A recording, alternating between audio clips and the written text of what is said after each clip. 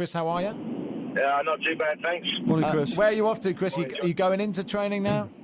Or the M25 car park on the way in now. Okay, just stay in the same lane, Chris. Don't flick between them. That's the mistake people make. Did you notice that? We were talking about Bournemouth yesterday, having that goal disallowed that probably should have been given. Unlucky with the goal at the other end. Did you find last season, because you're inverted commas, a smaller club, that decisions went against you?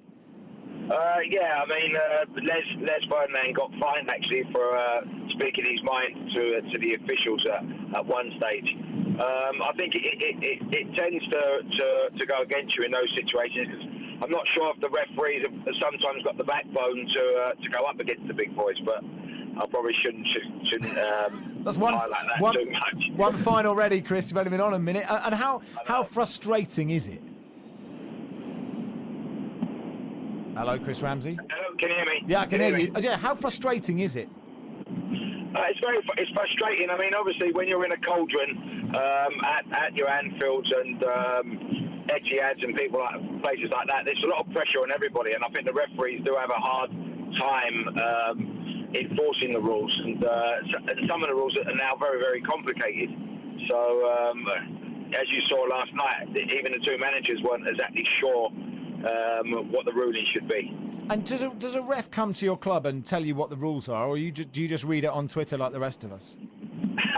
No, I think that we have league managers meetings, and they try to outline the different rules at the beginning of the seasons. But like I said, they are very complicated in some respects.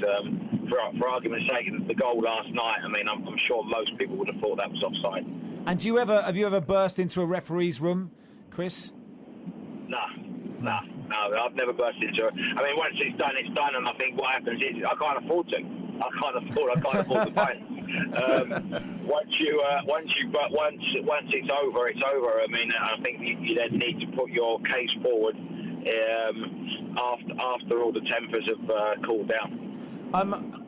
Coming down from the Premier League, how difficult have you found the move to the Championship? Clearly not the start you've been dreaming for. No, but we knew that.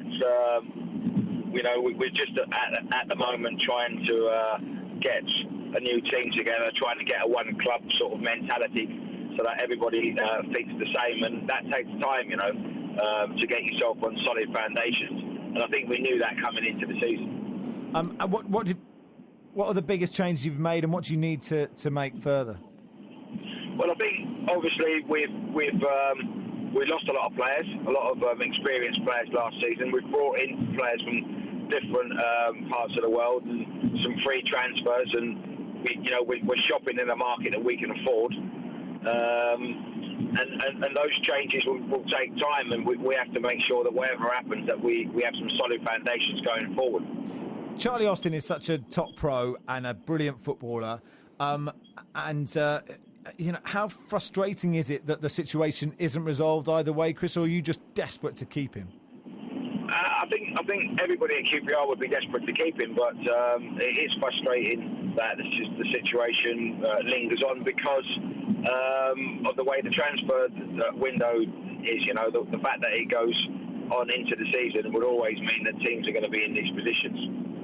Chris, what exactly is the situation with Charlie Austin? Have the club actually put a price on his head, and unless another club matches that price that you value him at, then he stays? Or would you just be happy if a reasonably size of bid came in? Would you then be prepared to let him go?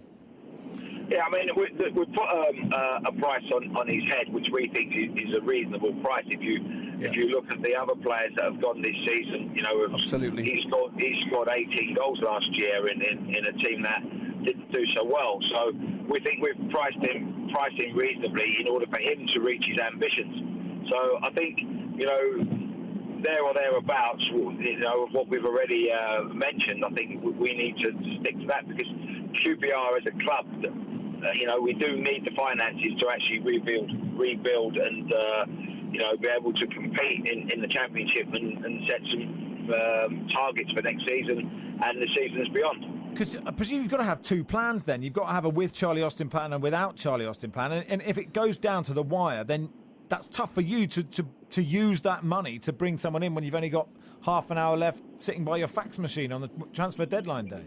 I think I'll have a long list beside me when that money comes in. But no, you're right, and I think it'll be unusable. So we do have to have two plans. But like I said, we knew that this season, wasn't going to be a walk in the park, and our planning has to be long term. So. Those are the breaks, and we've just got to get on with it, really. I suppose it's refreshing, though, Chris, having someone like Charlie Austin, who's a great guy, who's not being disruptive in terms of he may think, he is going to move at some stage, but he's getting his head down, he's performing to the best of his ability. That must be refreshing for you and great as a manager. Yeah, I mean, he's a good professional, and the thing is, at the end of the day, he's very ambitious, which is why I could understand why he'd had a taste of the Premiership, and he'd want to get back there. So it is refreshing, and for him, I would imagine it's quite mentally challenging to keep your mind on the job at hand. But so far, he's been very good. Could you persuade him, Chris, to stay? Would you like him to stay and help your push back into the Premier League? I would like to think I could, but let's be honest. I mean, you've been a player yourself and played, at various levels, and I think once you've tasted that top level, I think you want to get back there. And I think, from my point of view, I don't think I'd be being very honest with him if I was to say to him, look, stay in the Championship and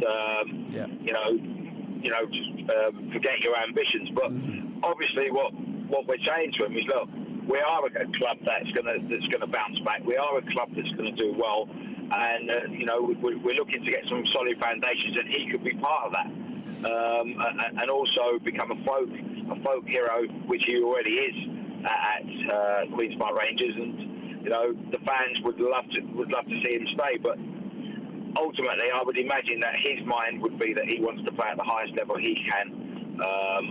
And try to get himself in that England squad for the Euros. Must be frustrating for you, though, because you've got a whole squad of other players, and every time you do an interview, annoying people like us only ask you about Charlie. Well, I think if you're having a nightmare, you don't mind. But if the other players don't really mind, I think they realise that he is somebody who's special and has done really well in his short career. So I think that the other players are just concentrating on their own game, really.